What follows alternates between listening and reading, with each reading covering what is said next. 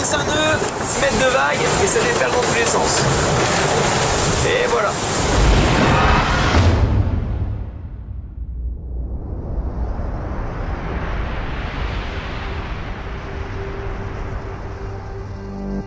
Malgré le vent et la pluie, ils sont toujours aussi nombreux. 300 000 spectateurs venus de toute la France pour se masser sur le chenal des Sables d'Olonne et assister au départ d'une aventure mythique, le Vendée Globe. Pour cette nouvelle édition, 20 skippers venus de 6 pays différents s'alignent au départ, prêts à en découdre avec les océans du monde. Les nouveaux, avec le Polonais Zbigniew Gutkowski, le franco-italien Alessandro Di Benedetto et les Français François Gabard, Tanguy Delamotte et Louis Burton. Les vétérans avec l'Espagnol Javier Sanso, les Suisses Dominique Varre et Bernard Stamm, les Français Quito de Pavan, Marc Guillemot, Jérémy Béhou, Armel Lecléache, le deuxième de l'édition précédente, Arnaud Boissière et Jean-Pierre Dick. Il y a aussi les deux inséparables, Jean Le Cam et Vincent Rioux, et le retour d'un vétéran de l'édition 92-93, Bertrand de Brock. Les Anglais Mike Goldin et Alex Thompson. Retour enfin de l'égérie de l'édition précédente, Samantha Davis.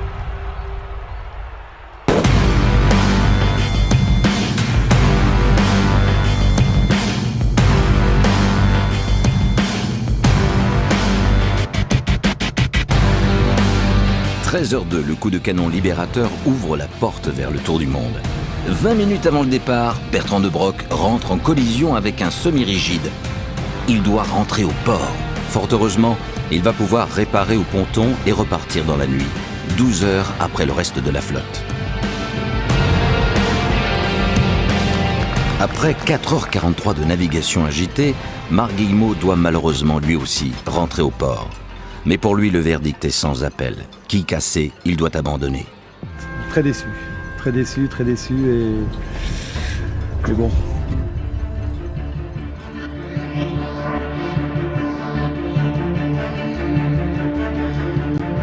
Le Cap Finistère est en vue. Et déjà, c'est François Gabard, le genou de la flotte, qui prend la tête de la course. Dans ses premiers jours de course, le trafic maritime est intense. C'est un point d'inquiétude supplémentaire pour les marins. Au large du Portugal, 2 d'entre eux en subiront les conséquences. Quito de Pavan, percuté par un chalutier, doit abandonner. Puis, c'est au tour de Louis Burton de déclarer forfait après un incident similaire. Quelques jours plus tard, Savéol démate et Samantha Davis perd son enthousiasme légendaire.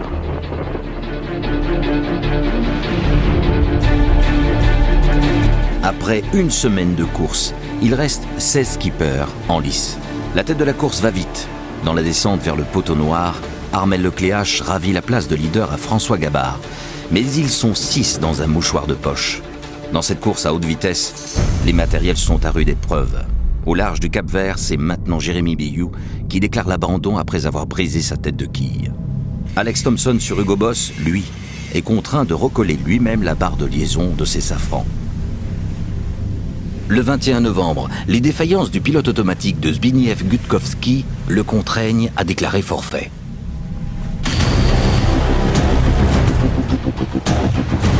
Le poteau noir est un passage stratégique.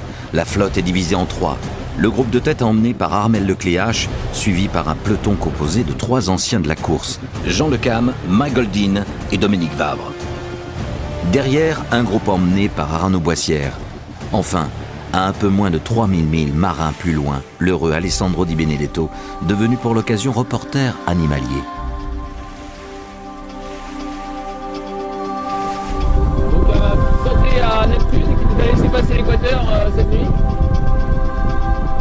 Un petit coup, Montréal à Neptune. Le passage de l'équateur est toujours un événement célébré par les skippers.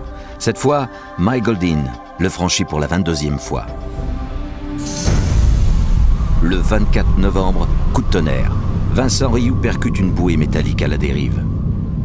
Et voilà, ce matin, on est obligé de prendre la décision d'abandonner le Vendée Globe. Le vainqueur de la 4e édition rentre au port. C'est évidemment un événement dans l'histoire qui s'écrit. Au niveau de l'anticyclone de Sainte-Hélène, la flotte se resserre avant d'attaquer les mers du Sud. C'est l'heure des nouvelles stratégies.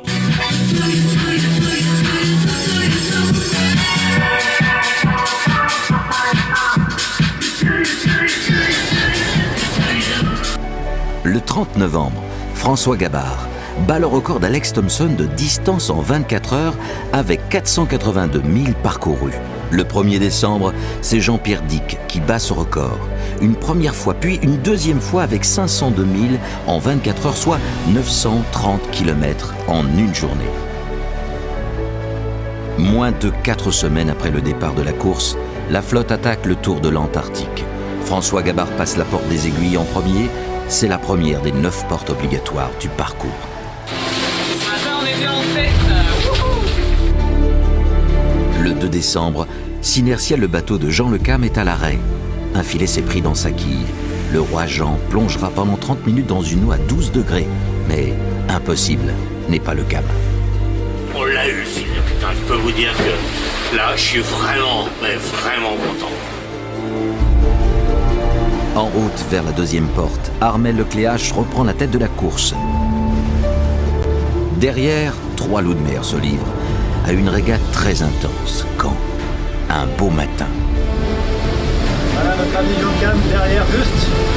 Pas loin. Là, Dominique, sur l'arrière de Mirabeau.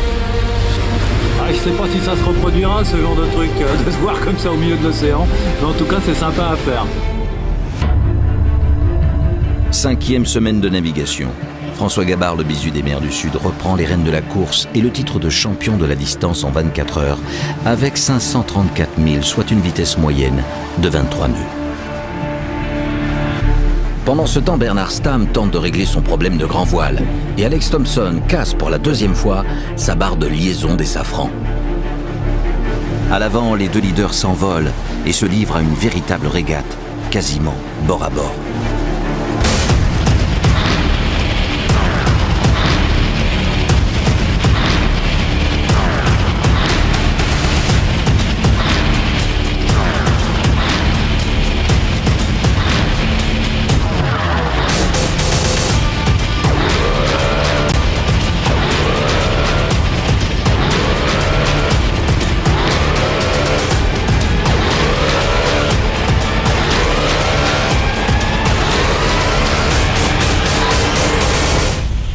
Au sud de l'Australie, changement d'atmosphère, froid, humidité et smoke on the water.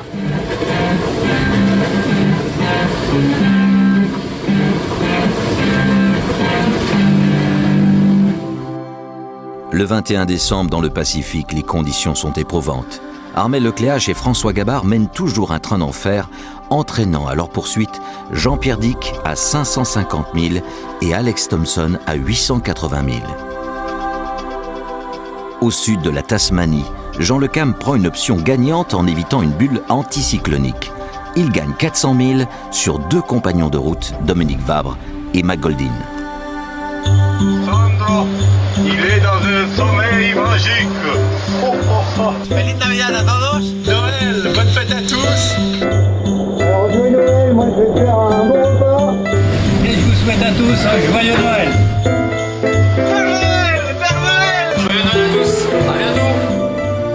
Enfin le Cap Horn, le symbole du retour vers le port. C'est François Gabard qui arrivera le premier auprès du célèbre rocher. Très photogénique aujourd'hui le Cap Horn.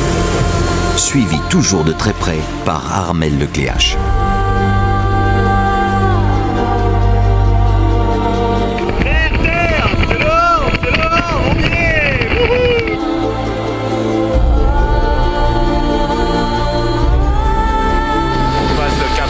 Synertiel et je peux vous dire que je suis bien content. À son tour, l'Atlantique devient le terrain de lutte de ces 2 inséparables. Dernière occasion de prendre des options gagnantes. De route pour la victoire, à l'est pour Gabard et au centre pour Lecléache. C'est après le Cap Horn que Bernard Stamm, en proie à des problèmes d'hydrogénérateur, recevra de l'aide sous forme de carburant. Il sera disqualifié par le comité du Vendée Globe pour la manœuvre.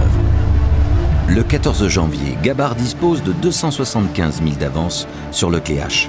À l'arrière, Bertrand de Broc et Tanguy de la Motte passent à leur tour le Cap Horn. Toujours en tête, François Gabard franchit tout naturellement l'équateur en premier. Les dieux sont à son écoute, car il réduira son écart de 60 milles. Donc je suis plutôt content et je me réjouis de ce joli coucher de soleil. Voilà, à plus. Fermant la course, Alessandro passe à son tour le Cap Horn. Le Pacifique est désormais derrière toute la flotte. Plastique. C'est vraiment tous ceux qui ont cru à ça. Cette 11e semaine de course sera synonyme d'ennui pour Tanguy Delamotte, qui percute un ovni endommageant sa dérive. Au Sable d'Olonne, on prépare déjà les arrivées quand l'information tombe. Jean-Pierre Dick, alors 3e de la course, perd sa quille, mais il va entamer un véritable exploit. Réussir malgré tout à finir la course en parcourant 2643 milles sans quille. Le 3 février, c'est maintenant Javier Sanso qui perd sa quille. Mais son bateau à lui chavire. Il sera heureusement secouru en moins de 12 heures par les forces aériennes portugaises.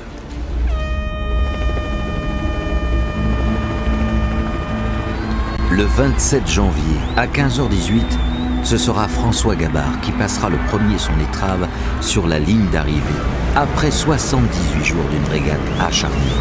Il est le plus jeune vainqueur de l'épreuve, un véritable prodige.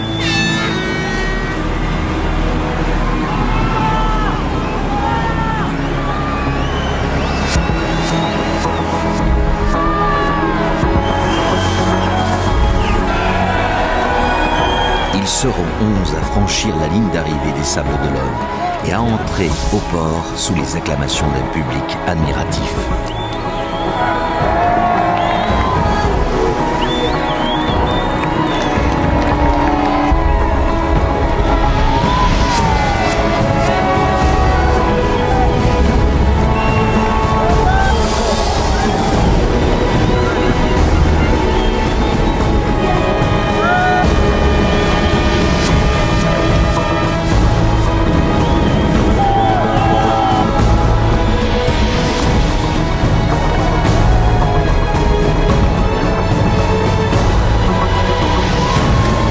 Ce qu'ils ont réalisé, pour eux, pour nous, dépasse les limites de notre imagination.